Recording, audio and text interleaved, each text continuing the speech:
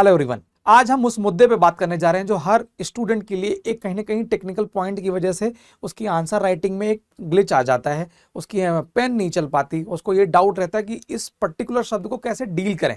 आज हम उसी मुद्दे पर बात करने जा रहे हैं जो आपके लिए एक चिंता का सबब बना हुआ है। तो कुछ 10 से 15 मिनट के सेगमेंट है, ये जरूर आपके काम आने वाला है। और पेन कॉपी मोड के साथ बैठिए।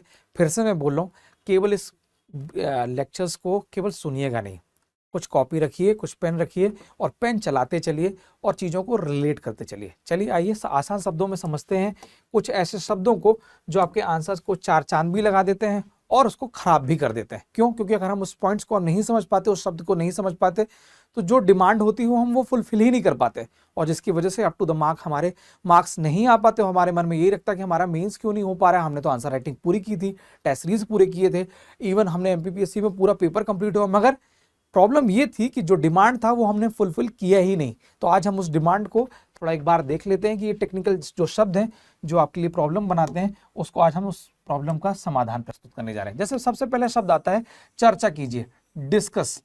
अब होता क्या है, जैसे जनरली पूछा जाता है किसी विषय के बारे में या कोई एक प्रमुख पहलू होती है, उसकी संतुलित चर्चा के बारे में पूछना चाहता है कि उसके बारे में आप क्या सोच रखते हैं। ठीक है, संतुलित चर्चा के तो उसमें क्या क्या पॉइंट्स लिखना पड़ेंगे। तो सबसे पहले 1 से 2 लाइन में आप इंट्रो बता दीजिए कि क्या उस पॉइंट के लिए, उस पर्टिकुलर जो टॉपिक है उसको आप क्या समझते हैं। तो 1 से 2 लाइन में उसकी परिभाषा लिख दीजिए।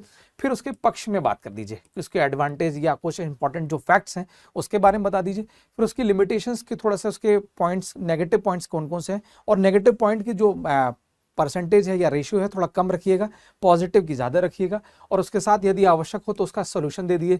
जैसे कुपोषण, मध्य प्रदेश का जो एक कुपोषण के लिए बहुत चर्चा में रहता है, मध्य प्रदेश का कुपोषण, तो उसके बारे में बता दीजिए भैया कि कुछ अच्छे मध्य प्रदेश शासन के कुछ अच्छे इनिशिएटिव्स, कौन कौन से चैलेंजेस हैं जो अभी शासन में बने हुए हैं, तो चैलेंजेस बता दीजिए और लास्ट में समाधान बता दीजिए कि गवर्नमेंट ने क्या नया काम किया है इस सेक्टर में और ये कुछ अच्छे पॉजिटिव डेटा, और इसके साथ निष्कर्ष लिखकर आप अपने आंसर को बहुत अच्छा बना सकते हैं। सेम शब्द आता है विश्लेषण कीजिए, एनालाइज करिए। ठीक है, इंग्लिश मीडियम वाले आपके लिए भी ये चीजें हैं, टेक्निकल टर्म्स है जो आप हमेशा डील नहीं कर पाते। एनालाइज करिए, विश्लेषण कीजिए। क्या है विश्लेषण करने का तात्पर्य? क्या है, जैसे कह रहता है किसी टॉपिक पर आपको रिसर्च टाइप की चीजें करना है कि उसके कारण बता दीजिए, उसके प्रभाव बता दीजिए, क्या इंपैक्ट है और उसके संबंधों की गहराई से अध्ययन करने की बात करना है कुल मिला के। ठीक है, अब क्या करना है जनरली, और ये चीज कॉमन मिलेगी आपको, परिचय, इंट्रो बता दीजिए कि क्या डिमांड है, सबसे पहले क्या शब्द है, और जब भी ये शब्द विश्लेषण का आएगा तो जनरली आपको 10 मार्कर में देखने को मिलेगा। तो 10 मार्कर में जब आंसर लिखते हैं तो 3 भागों में इसको ब्रेक करना पड़ता है। तो पहले तो इंट्रो में ही आ जाएगा कि क्या है वो शब्द, उसके बारे में बता दीजिए, फिर उसके अंदर मेन बॉडी बता दीजिए, उसका कंक्लूजन। तो अब विश्लेषण में क्या करना होता है, परिचय तो आपको बताना ही पड़ेगा, फिर पर्टिकुलर अब विश्लेषण से जैसे ही आएगा शब्द तो दिमाग में रहना पड़ेगा कि सबसे पहले वो कारण, फिर उसका प्रभाव, और प्रभाव में भी सकारात्मक प्रभाव, नकारात्मक प्रभाव। ठीक, विश्लेषण कर रहे हैं आप तो उसके दोनों चीज लिख दीजिए, फिर उस कारण में प्रभाव के बाद उसका कारण और प्रभाव का विश्लेषण और लास्ट में निष्कर्ष कर दीजिए। ठीक है, मैं बहुत तेजी से इस चीज को डील करूंगा, आप समझ पाएंगे। फिर आता है एक शब्द है मूल्यांकन, इवैल्यूएट कीजिए। आप एक बड़ा नॉर्मल है, इस दुनिया से कभी व्यक्ति जाता है और आपने फील किया होगा कि कंधे पे 4 लोगों ने किसी को अर्थी लेके जा रहे होंगे, आप सड़क किनारे खड़े होंगे या बालकनी से देख रहे होंगे और व्यक्ति जा रहा हो, आपके मोहल्ले का कोई एमिनेंट पर्सनालिटी होगा, तो अंत में क्या है, 4 लोग बैठ के क्या करते हैं, उसका मूल्यांकन ही तो करते हैं कि यार वो व्यक्ति यार लाख बुराइयां थी मगर अच्छा इंसान था, मूल्यांकन ही करते हैं। और यही काम आपको अपने इस पर्टिकुलर टॉपिक पे भी करना होता है। अगर किसी टॉपिक का वो मूल्यांकन करने के लिए या एवेल्यूएट करने के लिए बोल, आपने भी तो उसका एवोल्यूशन ही किया कि भैया एवेल्यूएट किया कैसे कि यार लाख गुटखा खाते थे मगर अच्छे इंसान थे, या लोगों से डांटते फटकारते थे मगर मन के अच्छे थे। सही है, और यही मूल्यांकन इस तरीके से आपने इसमें किया तो आपका आंसर बहुत चार चांद लगाने वाला हो जाएगा। ठीक है, क्या था, अच्छाई और कमियों का मूल्यांकन करना है। ठीक है, इसमें परिचय, इसके सकारात्मक पक्ष मैंने जो बताया, उसके सकारात्मक नकारात्मक पक्ष और दोनों का तुलनात्मक मूल्यांकन करना है। जो आपने दोनों में बीच की चीज पाई हुई है उनका मूल्यांकन करके आप लास्ट में इसका निष्कर्ष लिख देंगे तो आपको आंसर एकदम बैलेंस देखने को मिलेगा। और आप मान के चलिए अगर आपने इस तरीके से आंसर अपना लिखा और 140 से 150 शब्दों में पेपर को किया उस पर्टिकुलर 10 मार्कर के टॉपिक को, आराम से 6.5 से 7 नंबर के आसपास आपको इसमें मिलेंगे। ठीक है, मैं फिर से बता रहा हूं, ये हो सकता है कि आपको कुछ चीजें लग रहा हो कि ऐड ऑन की जा सकती है, तो बिल्कुल की जा सकती है। कोई मैं मान सकता हूं कि इस सेक्टर में कोई एब्सोल्यूट नहीं है, कुछ ना कुछ गुंजाइश बनी रहती है। तो आप इसमें अगर कुछ लगता है तो इसमें ऐड ऑन कर सकते हैं, ऐसा कोई हार्ड एंड फास्ट नहीं है। फिर बात करते हैं समालोचनात्मक।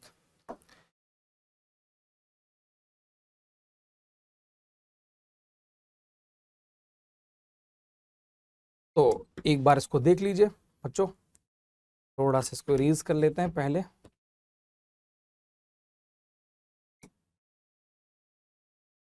ठीक, अब बात करते हैं समालोचनात्मक। क्रिटिकली एग्जामिन करना है। अब फिर इसमें पेंच सबसे ज्यादा इसी शब्द में पेंच फंसता है कि आखिर करना क्या है सर, ये शब्द ही नहीं समझ में आता है कि क्रिटिकली क्या है या समालोचनात्मक परीक्षण क्या है। तो हमको थोड़ा सा सरल शब्दों में जानने की कोशिश करना है। देखिए क्या है, नाम है समालोचना, इसमें आलोचना भी दिख रहा है मगर सम शब्द भी जुड़ा हुआ है। तो इसमें क्या है, सबसे पहले परिचय बताना है, जो हमने डिस्कस किया था कि 10 मार्कर में 10 मार्कर का एकदम थंब रूल है, 3 से 4 लाइन का इंट्रो आप इसमें पुटअप कर दीजिए। इंट्रो जाएगा 3 से 4 लाइन का, फिर आएगा मेन बॉडी, फिर आएगा कंक्लूजन। मेन बॉडी में फ्लो चार्ट बनाइएगा, अब फ्लो चार्ट में थोड़ा सा जो काम की चीज है और फिर उसको प्रॉपर तरीके से एक्सप्लेन करिए। अब समालोचनात्मक की बात करते हैं, क्रिटिकली एग्जामिन की बात करते हैं, तो परिचय देना है, परिचय के पक्ष की बात करना है, फिर उसमें कौन कौन सी कमियां हैं, कमियां भी बोल सकते हैं या नेगेटिव पॉइंट्स बोल सकते हैं, कुछ आलोचना बोल सकते हैं। आलोचना ये ना बोले, नेगेटिव या कमियां आप बता दें तो ज़्यादा बढ़िया है, आलोचना सब थोड़ा सा अजीब सा ही दिखता है। तो आप कमियों का जिक्र करना है, फिर उसका संतुलित विश्लेषण करना है और लास्ट में निष्कर्ष करना है। अब संतुलित विश्लेषण से क्या ऐसा है, आपको नपे तुले पॉइंट्स बताने हैं, ज़्यादा आपको उसमें फालतू की चीज़ें नहीं लिखनी है। ठीक है, फिर बात करते हैं टिप्पणी। कमेंट करना है कि किसी पर्टिकुलर का टॉपिक आया कि मध्य प्रदेश की जो अभी मातृ मृत्यु दर की एक अभी रिपोर्ट आई, तो उस पर कमेंट करने की बात की गई कि अभी एमपीपीएससी ने बोला कि इसमें कमेंट करिए।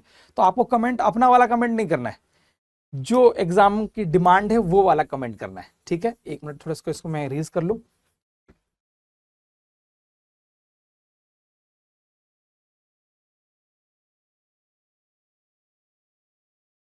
अब देखिए, कमेंट वाले सेगमेंट में क्या करना है आपको, तथ्य के आधार पे अपना मत प्रस्तुत करना है। तो संक्षिप्त तो बता दीजिए कि मध्य प्रदेश में एक लाइन में बता दीजिए मातृ मृत्यु दर क्या होती है, फिर मध्य प्रदेश में मातृ मृत्यु दर की पर्टिकुलर की अभी वर्तमान की क्या क्या स्थिति है, कौन कौन से फैक्ट हो सकते हैं। ठीक है, और इसमें गवर्नमेंट की कौन कौन से, इसके साथ साथ कौन कौन से डेटा इसमें इंक्लूड कर सकते हैं। तो इसमें आप करेंगे, एग्जाम्पल डालेंगे और लास्ट में निष्कर्ष लिख देंगे। निष्कर्ष यानी शासन के इस सेक्टर में कौन कौन से प्रयास किए जा रहे हैं, निष्कर्ष के तौर पे आप ये भी लिख सकते हैं। अच्छा, कुछ लोग निष्कर्ष में पूछते हैं कि सर कंक्लूजन क्या लिखना चाहिए, तो हमेशा याद रखिए निष्कर्ष जब लिखें तो सकारात्मक निष्कर्ष लिखना है, शासन को कोसना नहीं है, नेगेटिव अपनी मानसिकता को नहीं दिखाना है। आप कितना भी नेगेटिव सोचते हो मगर आपको पॉजिटिव एंडिंग के साथ ही इस पूरे के पूरे आंसर को डील करना है। ठीक है, नेक्स्ट बात करते हैं व्याख्या। एक्सप्लेन करिए, ये तो आपका सबसे इजीएस्ट पार्ट है, इसको बहुत अच्छे से डील करते हैं कि सबसे पहले वो क्या है, क्यों है, कैसे है, उदाहरण लिखिए और निष्कर्ष निकलिए। तो मुझे लग रहा है इस टॉपिक को लेकर ज्यादा आपके लिए परेशानी नहीं। फिर आता है एक शब्द है परीक्षण कीजिए। परीक्षण कीजिए, थोड़ा सा इसको एक नजर इसको भी कर लेते हैं कि क्या क्या इसमें प्रॉब्लम देखने को मिलती है। तो परीक्षण में एग्जामिन की बात करते हैं, तो फिर वही बात है कि मध्य प्रदेश में या भारत में नारी सशक्तिकरण का एक बड़ा इशू चलता है और बड़ा मुद्दा है।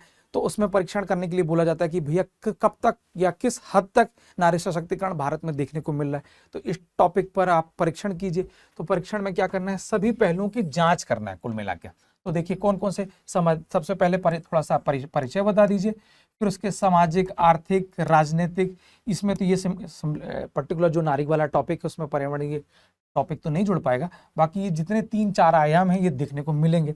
और लास्ट में ये बता दीजिए निष्कर्ष के साथ कि वर्तमान में नारी की क्या स्थिति, और आपका क्वेश्चन बहुत अच्छे से डील हो जाएगा। अब सामाजिक, आर्थिक, राजनीतिक में वही है कि गवर्नमेंट के द्वारा या अभी हाल ही में कौन कौन से नए इनिशिएटिव देखने को मिले हैं कि नारी का सशक्तिकरण क्या राजनीतिक तौर पे देखने को मिल रहा है। बिल्कुल, नारी सशक्तिकरण के लिए अभी नारी शक्ति वंदन अधिनियम का लाया गया है। भले अभी वो ग्राउंड लेवल पे देखने को नहीं मिल पा रहा क्योंकि कुछ टेक्निकल ग्लिचेस हुई हैं पॉलिटिकल पार्टी को लेकर, वो हम इस पर डिस्कस नहीं करेंगे। बट गवर्नमेंट के किए गए प्रयास नारी सशक्तिकरण के लिए अनुकरणीय है, जो हमको इसमें लिखकर अपना आंसर को बहुत अच्छा डेकोरेट कर लेना है। फिर बात करते हैं, शब्द आता है औचित्य सिद्ध करिए या जस्टिफाई करिए। कभी कभी हिंदी के शब्द आपको नहीं समझ में आ पाते कि हिंदी के शब्द क्या चाहते हैं। औचित्य तो इंग्लिश मीडियम वाले और हिंदी मीडियम वाले ये शब्द आप थोड़ा देख लीजिए तो आपके काम आएगा। वो जस्टिफाई बहुत अच्छे से आपको समझ में आता है कि जस्टिफाई एंड जस्टिस से बना हुआ जस्टिफाई है, तो आप इसको बहुत अच्छे से डील कर पाते हैं। तो जैसे बात करते हैं कि मध्य प्रदेश में या भारत जैसे देश में आपको ये छोटे छोटे पॉइंट्स आता है कि जो जल संरक्षण अधिनियम जल गंगा संवर्धन अभियान के लिए गवर्नमेंट ने जो जो नए प्रयास किए तो उसका क्या औचित्य था, जस्टिफाई किया, क्या वो सही रहा है या कुछ नेगेटिव पॉइंट्स देखने को मिल रहे हैं या केवल नाम मात्र के लिए फ्लैगशिप योजना थी। तो ये सब चीज़ों पर आपको इसमें डिस्कस करना है। तो इसमें सबसे पहले बता दीजिए, कथन दे दीजिए, कुछ उसके पक्ष में कुछ डेटा दे दीजिए और लास्ट में उदाहरण करके निष्कर्ष लिख के बहुत अच्छे से इस चीज़ को डील कर पाएंगे। तुलना करना है, नाम ही इसमें दिया हो तुलना, तो उसमें बेस पॉइंट्स बनाइए, ठीक, आधार बिंदु बनाइए, कुछ पॉइंट्स बनाइए, आधार, फिर उसका विषय और विषय, मतलब ये ऐसे ही आपकी टेबल बनेगी। यहाँ आपका आधार हो जाएगा ए और टॉपिक बी, दोनों का कंपैरिजन करिए और धूमधाम से इसका। अच्छा, इसमें क्या इंट्रो और निष्कर्ष आएगा? नहीं। अगर तुलनात्मक पूछा गया तो सीधे तुलना करिए और अपने 7 मार्कर के आंसर को डील करिए। फिर है अंतर स्पष्ट करिए, सेम यही चीज है, विषय, अंतर, और इसको 7 से 8 पॉइंट्स में आपको आगे बढ़ा दीजिए। समीक्षा करिए, रिव्यू करिए। अब समीक्षा क्या करना है, जैसे कि कोई पर्टिकुलर योजना कंप्लीट हुई या नीति आयोग की बात करते हैं कि नीति आयोग ने इन 5 वर्षों में 6 वर्षों में 2015 से लेकर 2025 के वर्ष, ये इस 10 वर्ष में या इस दशक में नीति आयोग ने क्या क्या काम किया, इसकी समीक्षा करिए, रिव्यू करिए। क्या नीति आयोग सही सफल सिद्ध हुआ, क्या क्या इसमें चैलेंजेस देखने को मिल रहे हैं, क्या केवल नाम मात्र के लिए बना हुआ संस्था है, तो इसकी समीक्षा करना होता है। तो इसकी उपलब्धियां और उसकी कमियों का हमको समग्र अवलोकन करना है, ठीक है। तो इसमें परिचय बता दीजिए, कुछ उपलब्धियां बता दीजिए कि भैया नीति आयोग के द्वारा कौन कौन से नए इनिशिएटिव लिए गए, स्वच्छता के लिए, स्वास्थ्य के लिए, शिक्षा के लिए, बहुत सारे टॉपिक्स आपको मिल जाएंगे। तो इसमें इसके डायमेंशंस तोड़ लीजिएगा। फिर उसके कुछ चैलेंजेस बता दीजिए और चैलेंजेस बनाने के बाद कुछ आपकी तरफ से आपके वाले सुझाव नहीं होंगे, जो न्यूज़पेपर में देखने को मिलते हैं, शासन की कुछ अनुशंसाएं या कुछ कमेटी की अनुशंसा होती है, उसको आप इस पे पुटअप करिए और निष्कर्ष के साथ इस आंसर को आगे बढ़ा दीजिए। बात करते हैं, ये आता है फिर आलोचनात्मक, एक तो समालोचना हो गया और एक आलोचनात्मक। क्रिटिकली रिव्यू करना है तो समीक्षक के साथ आलोचनात्मक दृष्टिकोण की बात कर रहे हैं। अब आलोचनात्मक में क्या करना है, सबसे पहले कोई भी इस टाइप का प्रश्न आता है आलोचना करने के लिए तो परिचय बता दीजिए, 1 से 2 लाइन का इंट्रो जो होता है वो आपको डिस्कस करना पड़ेगा। मगर आपको आलोचना करने के पहले उस पर्टिकुलर टॉपिक की कुछ अच्छी पॉइंट्स होंगे, ये उसको थोड़ा सा उपलब्धियां हैं या कुछ उसकी मेरिट्स होंगे, उसको बता दीजिए, ठीक है। फिर उसकी सीमाएं बता दीजिए कि कुछ कुछ नेगेटिव पॉइंट्स ये देखने को मिलती हैं और उसका विश्लेषण करिए कि आखिर वो नेगेटिव पॉइंट क्यों है, उसका विश्लेषण कर दीजिए। मतलब वो नेगेटिव पॉइंट को बताना है थोड़ा एक्सप्लेन करके आपको, और उसका समाधान भी प्रस्तुत करिए। देखिए क्या रहता है, एक शासन के आदमी बनने वाले हैं, मध्य प्रदेश शासन के सबसे अच्छे यहाँ पे लोक सेवक बनने जा रहे हैं, तो केवल समस्या नहीं पता होना चाहिए, समस्या का समाधान भी आपको प्रस्तुत करना है। तो आपको समाधान भी इसमें यहाँ लिख कर अपने आंसर को यहाँ निष्कर्ष के साथ इसको एंड कर सकते हैं आप। ये मुझे लग रहा है ये पॉइंट आपको अपने आंसर की में जब आप लिखें तो इसको सभी आयाम को जरूर टच करिएगा। और अभी पेन जो लेके आप चल रहे हैं तो आपने रोक रखा होगा, तो कृपया करके पेन उठाइए और अपनी आंसर्स वाली कॉपी में इसको नोट डाउन करिए। इस तरीके से ही इसको डील करना है, तब जाके ये आलोचनात्मक वाला पॉइंट आप और कोई आंसर इसको डील कर पाएंगे। फिर क्या आता है, डिस्क्राइब, वर्णन करिए। सिंपल है चीज़ों को, तो इसमें सिंपल आपको सीक्वेंस से, जैसे कि कोई इतिहास का घटनाक्रम आ गया तो उसका वर्णन करने की बात करें, 1857 की क्रांति का वर्णन है तो उसका परिचय बता दीजिए और क्रमबद्ध तथ्य दे दीजिए, सीक्वेंस से कब कहाँ कौन कौन सी प्रोसेस हुई और बैटल कैसे कैसे हुई और लास्ट में उसका निष्कर्ष करें। ये आपसे बनता है, इसमें कोई आपको कोई प्रॉब्लम्स नहीं आती। फिर आता है ब्रीफली एक्सप्लेन करना है, तो भैया क्या है, या शॉर्ट में बात करते हैं। ये ब्रीफली कहाँ आगे, इसमें थोड़ा सा उन्होंने थोड़ा टाइपिंग का एरर है, इसमें संक्षेप में लिखना है तो उसमें टू द पॉइंट। अब ये जनरली ये शब्द आपको देखने को मिलेगा 7 मार्कर में। अब 7 मार्कर में मिलेगा तो जो आपसे पूछा गया है केवल 5 से 7 संक्षिप्त पॉइंट लिख दीजिए, जो पूछा गया है बस वही पॉइंट्स आप लिखिए और उसके साथ अगर हो पा रहा है, आपके पास गुंजाइश बन रही है तो एक लाइन में आप निष्कर्ष लिखिए, और नहीं तो अगर लास्ट में मौका मिल रहा है तो फ्लो चार्ट बनाकर, ठीक है, और इस आंसर को बहुत अच्छे से डील कर पाएंगे। फिर आप करना है, टिप्पणी की बात करते हैं, राइट द नोट। टिप्पणी है किसी चीज़ के पर्टिकुलर कोई टॉपिक आ गया तो उसमें आपको कमेंट करना है कि भैया ये जैसे एक जुडिशियल रिव्यू आ गया, न्यायिक सक्रियता की बात करते हैं, इस पर टिप्पणी करिए। तो क्या करना है, तो आपको अपने मन की जितनी भावनाएं चलनी है वो टिप्पणी नहीं करना है। ये टिप्पणी जो रोड चल के चाय पीते हुए टिप्पणी करते हैं वो वाली टिप्पणी नहीं करना है, हमको ऑफिशियल तरीके से बात करना है, ठीक है। तो सबसे पहले बताना है कि वो टॉपिक है क्या, पर्टिकुलर टॉपिक न्याय सक्रियता किसे कहते हैं, उसकी परिभाषा है, उसकी विशेषताएं बता दी, ठीक है। फिर उसके महत्व के बारे में बता दियो और लास्ट में निष्कर्ष। तो महत्व को कैसे बता सकते हैं भैया, हम उसके करंट अफेयर से इसको जोड़ सकते हैं, करंट के कोई नवीन डेटा आए हुए हैं या जुडिशियल रिव्यू को लेकर या जुडिशियल एक्टिविज्म को लेकर, गवर्नमेंट के कोई, गवर्नमेंट मतलब न्यायपालिका के को लेकर कोई नया एग्जाम्पल हो तो उसमें पुटअप करके इस आंसर को आप अच्छा दिखा सकते हैं, ठीक है। अब फिर भाई समझाने की बात कर रहे हैं, तो समझाने की बात कर रहे हैं कि किसी चीज़ को हमें सचित्र समझाइए, तो उसकी अवधारणा बता दीजिए कि कॉन्सेप्ट है क्या, आखिर उसका नाम बता के उस कॉन्सेप्ट को बताकर फ्लो चार्ट बना दीजिए, ठीक है। ये फ्लो चार्ट या डायग्राम के तौर पे हो सकता है, मध्य प्रदेश का डायग्राम बता सकते हैं, और उसके बाद जैसे मध्य प्रदेश में कृषि करने का जो पैटर्न है या मिट्टी का है जो अलग अलग प्रकार का है, उस टाइप की चीज़ को आप एक मैप के थ्रू बताकर और एग्जाम्पल लिखकर और निष्कर्ष लिखकर अपने आंसर को आप कंप्लीट कर सकते हैं। नेक्स्ट है रेखांकित कीजिए, हाईलाइट करना है।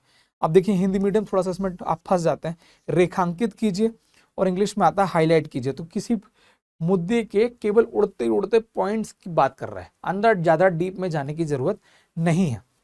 इसमें लिखा है मुख्य बिंदुओं पर विशेष जोर देना है, ना कि ज्यादा रिसर्च करना है। अब यहाँ जाके 7 मार्कर में हमेशा बच्चा फंस जाता है और 7 मार्कर में रिसर्च करने की कोशिश करता है। और याद रखिए कि जो बच्चे रिसर्च करते हैं उनका अमूमन हमेशा पेपर छूटता है।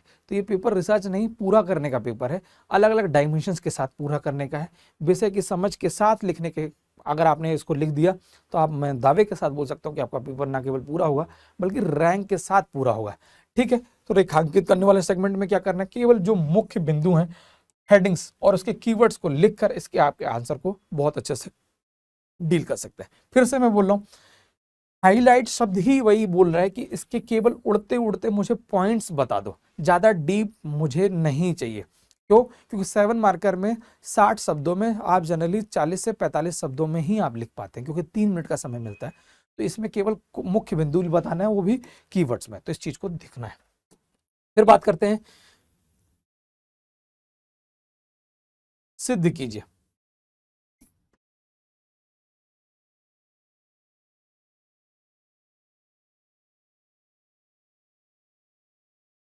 अब सिद्ध करना है तो किसी पॉइंट्स को या कोई टॉपिक है तो उसको आपको प्रूफ करना पड़ेगा। अब प्रूफ कैसे करेंगे, तो एक जमाने में आप पिक्चर देखते थे सनी देओल की, आप सनी देओल की पिक्चर देखते तो उसमें क्या, अगर वो वकील के तौर पे बन के आते थे तो वो प्रॉपर प्रूफ, तथ्यों के साथ प्रूफ करना पड़ता था, सिद्ध करते थे कि हाँ मेरा जो क्लाइंट है वो एकदम सही है, ईमानदार है। और इसी तरीके से अपने इस टॉपिक को भी आपको प्रॉपर तरीके से डील करना पड़ेगा।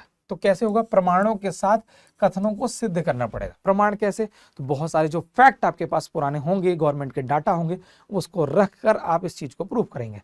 तो भैया दावा क्या है उसके बताना पड़ेगा, उसके तर्क, उसके प्रमाण, उदाहरण और निष्कर्ष। तो मैंने फिर से बोला, प्रमाण में क्या है, गवर्नमेंट की ये जो पॉलिसीज हैं उसका डेटा बता सकते हैं, नेशनल फैमिली हेल्थ सर्वे का डेटा बता सकते हैं, नीति आयोग का डेटा बता सकते हैं।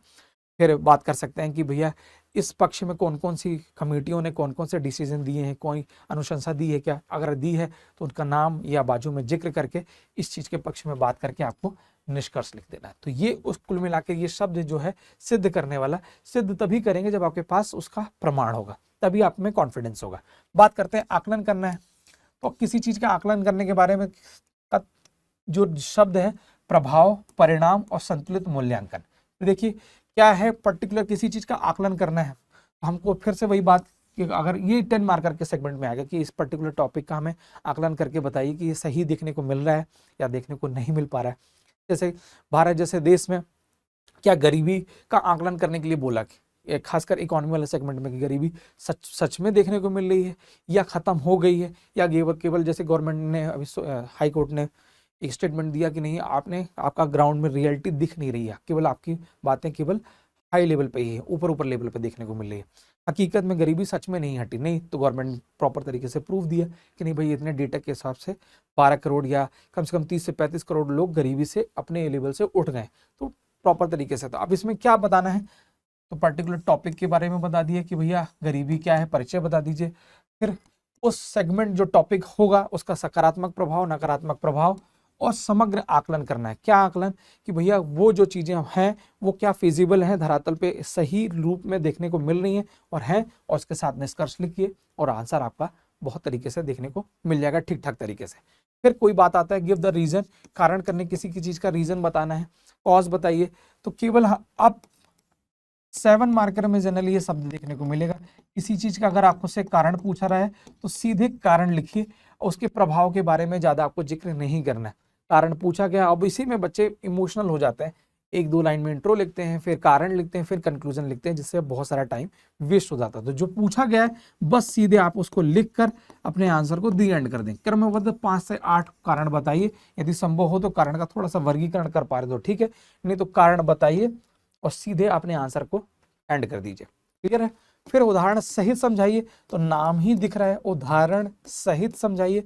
तो उदाहरण क्या है कि कोई भी टॉपिक होगा उसको एग्जाम एमपीपीएससी ये देखना चाहता है कि क्या आपने मूलभूत रूप से उस चीज को ग्रहण किया कि नहीं किया, आपने उसको समझ रखी है कि नहीं रखी उसके बारे में।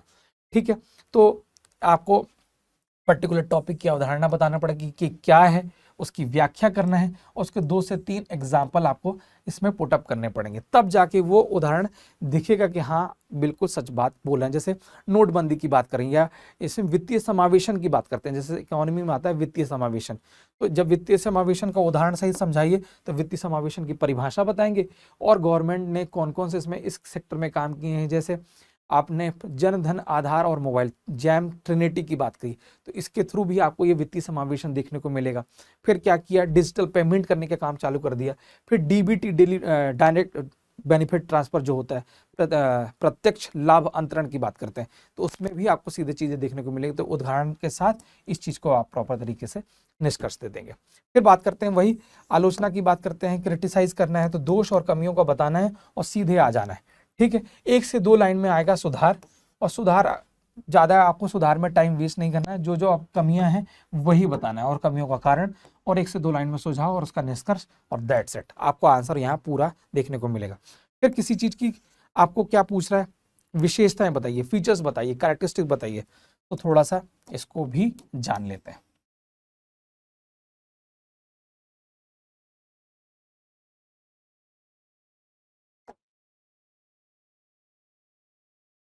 फीचर्स में क्या है, किसी चीज की विशेषताएं, जैसे भारत के मौसम की या मध्य प्रदेश की विशेषताएं बताइए, या मालवा के प्लेटू की विशेषताएं बताइए। तो अब उसके जो की पॉइंट्स हैं कि मालवा के प्लेटू में क्या नदियां कहाँ हैं, कृषि कैसी है, फसल कैसी है, ये सब की फीचर्स उसमें आपको बताने हैं। तो विशेषताएं तो केवल महत्वपूर्ण घटनाक्रम या टॉप पॉइंट्स को बताना है, तो क्रमांकित 1 2 3 पॉइंट्स करते हुए कि जैसे कि रायलसीमा प्रदेश पूछा गया तो रायलसीमा प्रदेश के बारे में बताना है, तो तत्काल बता दीजिए अवस्थिति कहाँ है, यहाँ कैसी चट्टानें मिलती, खनिज कैसा है, नदियाँ कैसी है और फसलें कैसी। इस प्रकार का आप डायमेंशंस तोड़ेंगे कई भागों में, 10 से 12 पॉइंट्स कर देंगे और आपका आंसर देखने को मिल जाएगा। तो ये विशेषताएं सीधे 7 मार्कर में आपको डायरेक्टली पूछी जाती हैं, तो इसमें इंट्रो मत बनाइएगा, सीधे विशेषताएं पूछी जाती हैं। मध्य प्रदेश की फसल की विशेषताएं बताइए, तो फटाफट आप विशेषताएं लिखेंगे और उसके बाद आपको निष्कर्ष लिखने की जरूरत नहीं है, सीधे विशेषताओं के साथ आप अपने आंसर में 3.5 नंबर पाके आप मोक्ष को प्राप्त हो सकता है। ठीक है, बात करते हैं महत्व को स्पष्ट करिए, एक्सप्लेन द सिग्निफिकेंस की बात करते हैं। पर्टिकुलर कोई टॉपिक आ गया, उसके इंपॉर्टेंस बताइए, महत्व बताइए। तो हमको महत्व में क्या करना है, सामाजिक महत्व। अच्छा, इसको कई 4 भागों में तोड़ना होता है, सामाजिक, आर्थिक, राजनीतिक महत्व, पर्यावरणीय, या हम बात कर सकते हैं वैज्ञानिक भी इसमें आयाम आप जोड़ सकते हैं। तो इसको जोड़कर अपने आंसर को आप पूरा का पूरा दिखा सकते हैं। फिर से मैं बोल रहा हूँ, इंपॉर्टेंस केवल एक जगह की नहीं होगी, कई डायमेंशन तोड़ना पड़ेगा, सामाजिक, आर्थिक, राजनीतिक, पर्यावरणीय पहलू भी जोड़ सकते हैं, वैज्ञानिक पहलू भी जोड़ सकते हैं। तो इस तरह जैसे एआई की बात करते हैं, तो एआई का महत्व क्या है, तो बताना पड़ेगा कि जो आर्टिफिशियल इंटेलिजेंस जो आप वर्तमान में देखने को मिल रहा है, तो उसका सामाजिक लेवल पे क्या है, राजनीतिक लेवल पे क्या है, राजनीतिक लेवल पे क्या है, आजकल डेटा एनालिसिस के तौर पे देखने को मिल रहा है, सामाजिक लेवल पे क्या है, तो समाज के जितने भी आजकल एक्टिविटीज़ हो रही हैं उसके आंकड़े हो रहे हैं। आजकल मैंने देखा कि एआई का हाल ही में आज मैं न्यूज़पेपर में देख रहा था कि हमारे नगर निगम इंदौर ने एआई का यूज़ कर दिया है सैनिटेशन के लिए और पूरे नगरीय प्रशासन के लिए। तो ये बहुत अच्छा इनिशिएटिव है। तो एआई का महत्व तो इस तरीके से आप इसको लिख सकते हैं। फिर बात करते हैं एक्सप्लेन द स्ट्रक्चर की बात करते हैं, संरचना बताइए। तो संरचना जनरली आपको ये साइंस वाले सेगमेंट में देखने को मिलेगा या पॉलिटी वाले सेगमेंट में देखने को मिलेगा। कई भागों में इसको तोड़ना है, सिस्टमेटिक तरीके से इसको ब्रेकआउट करके और इसको एक्सप्लेन कर देना है। तो एक फ्लो चार्ट आएगा, उसके कंपोनेंट्स हो जाएंगे। जैसे मध्य प्रदेश की विधानसभा की संरचना बताइए या मध्य प्रदेश लोक सेवा आयोग की कार्य संरचना को मुझे बताइए। तो कई भागों में बोर्ड बता देंगे कि भैया यहाँ चेयरमैन साहब होंगे, फिर कुछ मेंबर्स होंगे, फिर एग्जाम कंट्रोलर होंगे, और इस तरीके से चीज़ों को ब्रेकआउट करके और सब भागों के काम को बता के इसका निष्कर्ष बता देंगे। तो एमपीपीएससी की कार्य जैसे कार्य संरचना को स्पष्ट करिए। तो इस तरीके से इसके आंसर्स को आपको लिखना है। फिर बात करते हैं भूमिका की, बात करते हैं कि मध्य प्रदेश की राजनीति में मुख्यमंत्री की भूमिका बताइए। क्या है भूमिका, मुख्यमंत्री क्या क्या है? तो बस सबसे पहले बता दीजिए कि मध्य प्रदेश की राजनीति में मुख्यमंत्री जैसे ही शब्द दिख रहे हैं तो मुख्यमंत्री का काम, कोई आर्टिकल बता दीजिए कि मध्य प्रदेश के जो माननीय मुख्यमंत्री हैं। तो विधानसभा में से रिलेटेड ये प्रश्न है तो तत्काल आपका दिमाग एक्टिवेट होगा कि भैया मुख्यमंत्री का आर्टिकल कौन कौन सा, तो आर्टिकल जिक्र करेंगे, फिर उनके कार्य बता देंगे, उदाहरण बता देंगे और लास्ट में उसका निष्कर्ष बता देंगे। ठीक है। फिर बात करते हैं किसी चीज का परिणाम बताइए। तो भैया क्या क्या परिणाम है, कॉन्सिक्वेंसेस क्या है? तो परिणाम जब भी होंगे तो उसका इम्पैक्ट देखना पड़ेगा कैसा है, पॉजिटिव इम्पैक्ट, नेगेटिव इम्पैक्ट, ये सब कुछ को बताना पड़ेगा। तो सकारात्मक परिणाम बताना पड़ेगा, नकारात्मक परिणाम बताना पड़ेगा और लास्ट में संक्षिप्त निष्कर्ष देना पड़ेगा। हो सकता है ये 7 मार्कर में प्रश्न आए तो सीधे सकारात्मक नकारात्मक टेबल बनाइएगा, इस तरफ सकारात्मक इधर नकारात्मक, लास्ट में एक अगर लिख पा रहे हो, आपके पास लिमिट हो, टाइम हो तो निष्कर्ष लिखिएगा, नहीं तो इन दो चीज़ों के साथ बैलेंस हो सकता है। अगर यही चीज़ 10 मार्कर में आए तो आपको इंट्रो लिखना है और कुछ थोड़ा सा जो उसकी अवधारणा से क्या समझते हैं, और दूसरे वाले पन्ने में आपको सकारात्मक और नकारात्मक लिखकर संक्षिप्त निष्कर्ष लिखिए और आपका आंसर एकदम फुल कंप्लीट देखने को मिलेगा। तो ये वीडियो आपको कैसा लगा आप जरूर बताइएगा। और 25 और 26 का जो मीन्स देने जा रहे हैं चैंपियन स्कूल की तरफ से आपकी बहुत बहुत शुभकामनाएं। हर कदम में हम आपके साथ हैं और कुछ ना कुछ डेटा आपको देते जाएंगे। एग्जाम के पहले पहले हमारी कुछ और भी वीडियोस आएंगे जो आपकी लास्ट मोमेंट में बहुत काम आने वाले हैं। तो मिलेंगे नेक्स्ट वीडियो में, तब तक स्टे ट्यून। जय हिंद, जय भारत, जय मध्य प्रदेश।